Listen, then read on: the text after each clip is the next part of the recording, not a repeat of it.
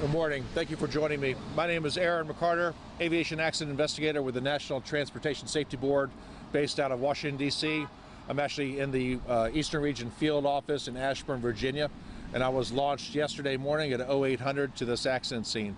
I am the investigator in charge, and I'm here with a very strong team who is assisting me with the investigation. It is myself. I have members of Textron Aviation, the manufacturer of the aircraft. I also have technical advisors from Pratt & Whitney, Canada, as the engines were manufactured in Canada. This is actually a multinational effort. Because the engines were manufactured in Canada, the Transportation Safety Board of Canada is also involved. It's a part of what we call ICAO Annex 13, to where it's a member states basically coordinate and work together on the investigation of accidents. So I have a very strong team here. In addition, I also have a member of our headquarters team who, if you look behind me, you see they are operating a drone as we speak. They are mapping the wreckage layout, and they will be here for several hours this morning, and then we will resume the on-scene portion of the investigation. Now, this work right here now is actually a small part of a much larger holistic process. Most of the work is going to happen off-scene, behind the scenes. I'm going to be taking a lot of information, volatile memory off of the aircraft, radar data. I have a weather study being accomplished as we speak. We are going to be looking at the human, the machine, and the environment. So the human being, the pilots, their qualifications, their standards, how experienced were they in the aircraft, how many flight hours they had, how experienced were they in this particular airplane. The machine, of course, are the technical aspects of the equipment, the capabilities, the air speeds, the altitudes it was flying at, and also what kind of systems were on board. We do have some very preliminary weather information saying that there was icing in the area, so we're going to be paying particular attention to the de-icing capabilities of this airplane. And then, of course, we have the geography, the weather, the environment, and the air traffic control. So all of those pieces together form a much larger, broader part of the investigation that's going to take place over the next 12 months. So my goal is to have a preliminary report accomplished in the next 10 days. It'll have the basic information, some of the factual information that we've learned on scene. Within 9 to 12 months, I will have a factual report drafted, and then shortly thereafter, the NTSB board members will sign off on a probable cause. That's the process. Now, what I can ask of any witnesses who may have seen or heard the accident take place, if you go to witness@ntsb.gov, that's witness@ntsb.gov, and report what you saw and what you heard, it would be very beneficial. It would greatly assist in the investigation. So this is what we know. Yesterday, Tuesday, October 18th, 2022, at 07:09 a.m. local time, 7:09 a.m., here in Marietta, Ohio, about 3 miles northeast of Parkersburg, West Virginia Airport. That's Parkersburg, that's Papa Kilo Bravo, PKV, those are the airport identifiers. It's about 3 miles northeast, just over my right shoulder here. The airplane was on approach, November 515 Golf Kilo. It's a Textron Beechcraft King Air E90 series with 2 pilots on board. It was en route from Columbus, Ohio. It departed around 0640 in the morning. And the flight is about 120, 130 nautical miles. There were no issues reported during the flight. In fact, the airplane was cleared for approach to runway 21. Communications for 10 minutes were very standard. There was nothing unusual. The pilot acknowledged air traffic control. There was reciprocal acknowledgement. And then shortly after the aircraft was cleared for approach and landing, about 40 seconds after that, as a matter of fact, witnesses and videotape evidence showed the airplane descending out of the sky at a very steep angle and impacting the ground behind me in a new car lot. So with that being said, the 2 pilots unfortunately were fatally injured, so our thoughts and prayers go out to the families and the friends of the 2 pilots on board. I will answer any questions you have. Can you address the surveillance video? There was some talk about... I'm glad you brought up that surveillance video. I know that people want to help. and the surveillance video made it very quickly to the television and the internet yesterday, and there was a lot of guesses as to what caused the plane. There were a lot of reports saying that the plane was on fire. There is absolutely no evidence that the aircraft was on fire. What I believe happened was the frame rates of the video combined with the fact that the airplane had its landing light on, its anti-collision lights on, and its rotating beacon on, which were very bright as it was coming out of the sky. That made it look like the airplane was on fire, but there's no evidence according to the video that the plane was on fire. But again, it's something we're still looking into. We're going to be on scene for the next day or two to try to determine that. But I just don't want people to jump to conclusions when one expert says the plane was on fire as it was coming to the ground. How important is it to get even more witness video that you might not have? Absolutely, it's very important, and even more so than video, I would love to hear it.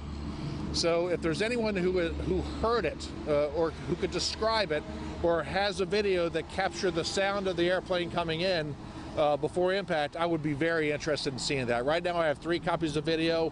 One has some substandard audio to it. So again, look at your doorbell cameras, look at your security cameras, and I will take anything that you have to offer. You had a question? Also have some drone video going on right now. What is that going to play in this investigation? Yes, the drone video, it's not just photographs and video. There are computer programs associated with the drone that really give a hyper detailed grid. And to be honest with you, I don't even know all the specifics of what the drone does. All I know is that the end product is very impressive, and it shows how the airplane hit, what direction it came from, headings, direction, and everything like that. So the drone expert is behind me, and he'll be here for the next hour doing the mapping of the video, in which case afterwards we will get back to doing the on-scene investigation.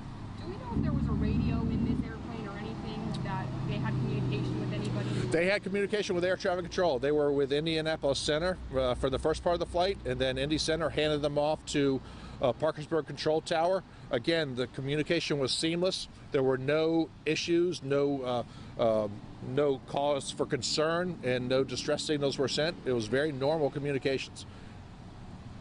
Did you have a black box on board by chance?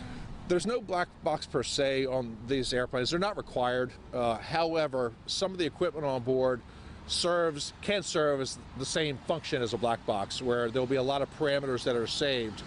So I'm hopeful that I will be able to take some of the information on those boxes from the cockpit and take them back to headquarters and do an examination. Hopefully they survive the accident. What is the end game for your investigation? I mean, what do you hope to learn from the investigation? Ultimately, the end game is to determine the probable cause. That is what we do.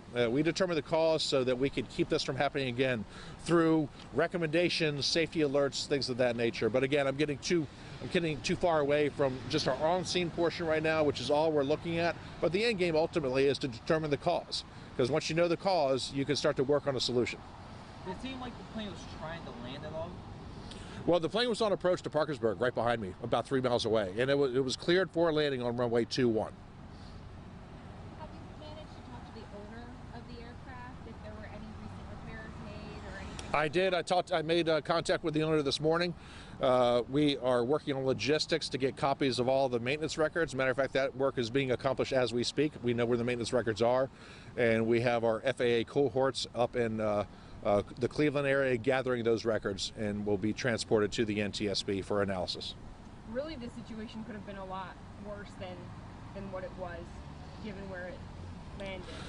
Yes, most of my accidents are like that, though. I mean, there's always scalability in terms of accidents, like if the airplane would have crashed this way or that way.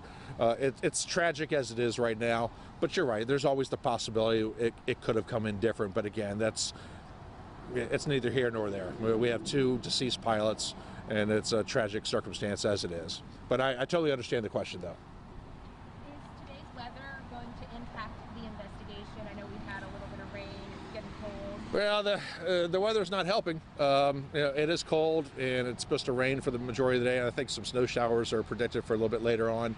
But it doesn't really hamper the investigation all that much. I have experts who are here or working on it. We are going to likely, due to where the wreckage is, I mean, this is a business and it's an operating business, We will do as much on scene today as we can. The engine people are here right now doing the examination. They're going to do as much work on the engines as possible. And then we will likely transport the entire wreckage down to a facility in Clayton, Delaware to do a layout and do the examination under more controlled circumstances.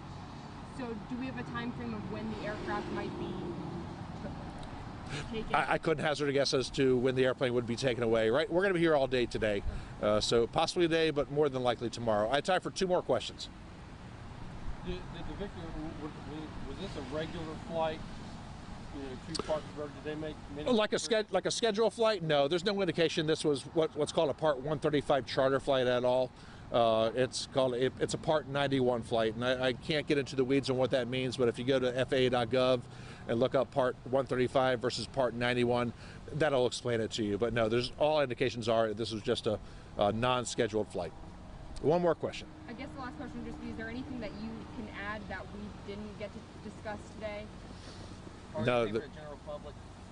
Say again? Or anything for the general public to understand about it? No, there's nothing else aside from the witness at ntsb.gov. That is a call out to the public to assist us. So if anyone saw the accident take place or heard it or captured video of it, including from even Teslas, some automobiles. Sometimes we've gotten lucky with Tesla automobiles capturing accidents as they've happened. I'd be very interested in that. But aside from that, no. Thank you very much.